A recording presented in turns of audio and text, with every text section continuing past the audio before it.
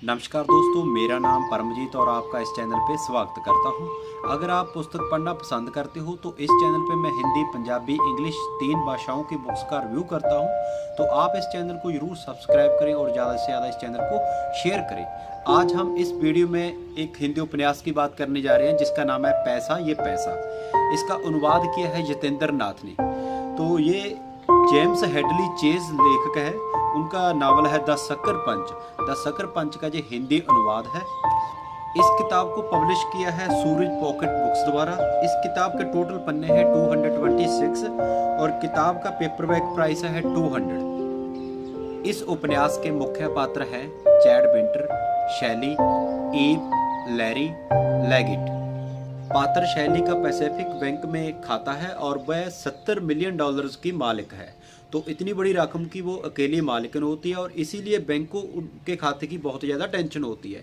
और वो जो औरत होती है वो बहुत ही नकचड़ी होती है, जिसके कारण कोई भी वो उनका खाता संभालने में कामयाब नहीं हो पाता। तो बैंक को पूरी टेंशन होती है कि उसका खाता कैसे संभाले, क्योंकि इतने बड़े खाते को वो दूसरे बैंक के पास जाने के भी नहीं दे सकते। तो इसलिए अंत में चैड पात्र है, उसको वो जिम्मेवारी मिलती है, तो वो शैली का खाता संभालता है।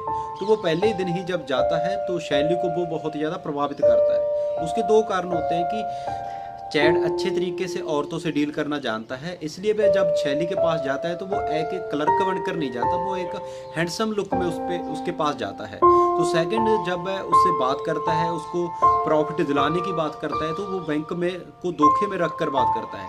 ये नहीं है कि जो पहले के क्लर्क जाते हैं वो बैंक से बाहर नहीं जाते, यानी कि जो बैंक का कानून है, जो रूल है, उसको तोड़ते नहीं है। पर जो चैड पात्र है वो उसके लिए सब कुछ करने को तैयार होता है, इसलिए शैली उससे बहुत ज़्यादा प्रभावित हो जाती है।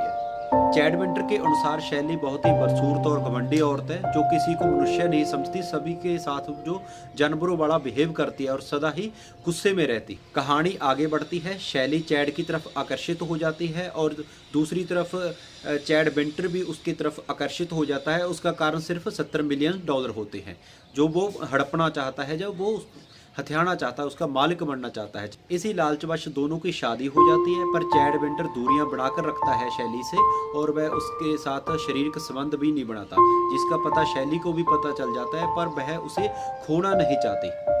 दूसरी तरफ विंटर चैड जो शैली की सेविका होती है ईव, उसकी तरफ आकर्षित हो जाता है, क्योंकि वह बहुत ही ज़्यादा सुंदर होती है।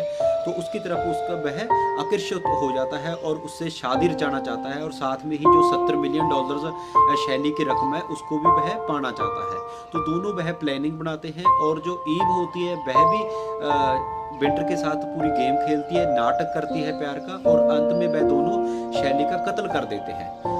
तो उसके बाद ये कहानी में और पड़ाव आते हैं कि वो जो ईव पात्र है वो विंटर के साथ नाटक क्यों कर रही होती है, उसकी वजह क्या है, वह कत्ल कैसे करते हैं और जो कहानी है कैसे आगे बढ़ती है। तो ये 3-4 सवाल हैं, इसके लिए आपको बुक पढ़नी पड़ेगी। तो यह नावल एक मर्डर मिस्ट्री है, जिसको सुलझाने के लिए आपको ये पूरी किताब पढ़नी पड़ेगी। तो ये किताब की ये विशेषता है कि आप जब शुरू करोगे तो शुरू में ही आपके ये अटैच हो जाओगे इस किताब के साथ, इस कहानी के साथ और पात्रों के साथ।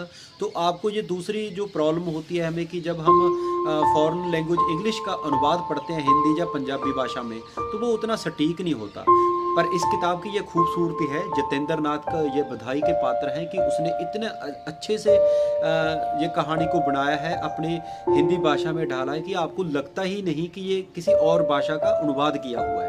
तो बिल्कुल ऐसे ही लगता है कि ये हिंदी भाषा की मूल किताब है। तो इसलिए मैं जितेंद्र नाथ को दोबारा फिर से बधाई देना चाहता हूँ। तो मुझे ये किताब बहुत ज़्यादा पसंद आई, क्योंकि बहुत ही ज़्यादा इंटरेस्टिंग थी और जो इसका मनोवैज्ञानिक पक्ष लिखा हुआ है पात्रों का, वो भी बहुत ज़्यादा खूबसूरत है। क्योंकि ये 2-3 पात्र हैं, कहानी तो मैंने आपको शॉर्ट में इतनी बता दी है, बट जो टेंशन का माहौल होता है, कहानी बनाते हैं, मारने की प्लानिंग होती है, या कोई भी मनोवैज्ञानिक पक्ष लिखा होता है, वो बहुत ही इसमें सॉलिड है।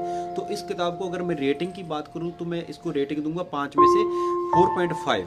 तो इसकी भाषा शैली तो मैंने बता ही दी कि लगता ही नहीं है कि अनुवाद है, बल्कि ये लगता है कि ये हिंदी की मूल किताब है। तो बहुत ही ज़्यादा सरल भाषा अनुवादक ने यूज की है। तो आपको मैं रिकमेंड करता हूँ कि आप ये किताब ज़रूर पढ़ें।